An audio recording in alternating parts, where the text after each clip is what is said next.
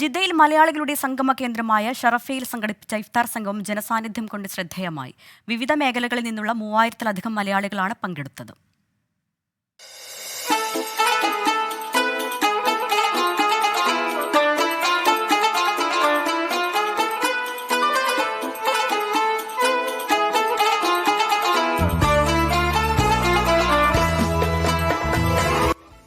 ജിദ്ദയിലെ ഷറഫിയ മലയാളി കൂട്ടായ്മയാണ് വിപുലമായ ഇഫ്താർ സംഗമം സംഘടിപ്പിച്ചത്.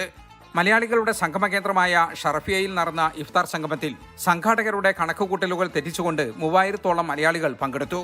സംഘാടന മികവ് കൊണ്ടും പങ്കെടുത്തവരുടെ എണ്ണം കൊണ്ടും ഏറെ ശ്രദ്ധേയമായിരുന്നു കൂട്ടായ്മ സംഘടിപ്പിച്ച 8ാമത് ഇഫ്താർ സംഗമം.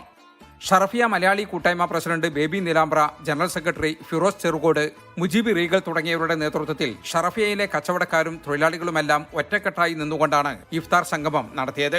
ഷറഫിയ കൂട്ടായ്മയുടെ 8ാമത്തെ ഇക്കൊല്ലത്തെ ഇഫ്താർ വളരെ ഗംഭീരമായി കൊല്ലം ഞങ്ങൾ 500-1000 കൂട്ടിക്കൊണ്ട് ഇവിടുത്തെ മലയാളികളുടെ കൂട്ടായ്മയായ പാവപ്പെട്ട തൊഴിലാളികളുടെയും ഇതിന്റെ സംഘാടകരുടെയും മികവ് കൊണ്ട് എല്ലാ കൊല്ലവും 500-1000 കൂട്ടിക്കൊണ്ടിരിക്കുന്നത്.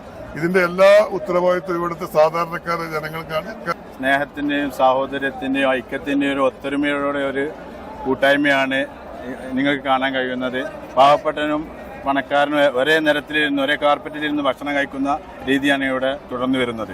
ഷറഫിയയിൽ മലയാളികൾ നടത്തിവരുന്ന കടകൾക്ക് മുമ്പിലാണ് നോമ്പ് തുറക്കുള്ള സൗകര്യമൊരുക്കിയത്. വ്യാപാരികളും വ്യവസായികളും ജീവനക്കാരും സാമൂഹിക സാംസ്കാരിക സംഘടനാ നേതാക്കളുമെല്ലാം ഒരുമിച്ച് റോഡിലിരുന്ന് നോമ്പ് തുറന്നു. ജിദ്ദ മലയാളികൾക്കിടയിലെ ഒരുമയുടെയും സാഹോദര്യത്തിന്റെയും മികച്ച ഉദാഹരണം കൂടിയായി മാറി ഷറഫിയ മലയാളി കൂട്ടായ്മയുടെ ഇഫ്താർ സംഗമം. ജിദ്ദ മലയാളികളുടെ ഏറ്റവും വലിയ ഇഫ്താറാണ് ഷറഫിയ കൂട്ടായ്മയുടെ ഈ ഇഫ്താർ സംഗമം.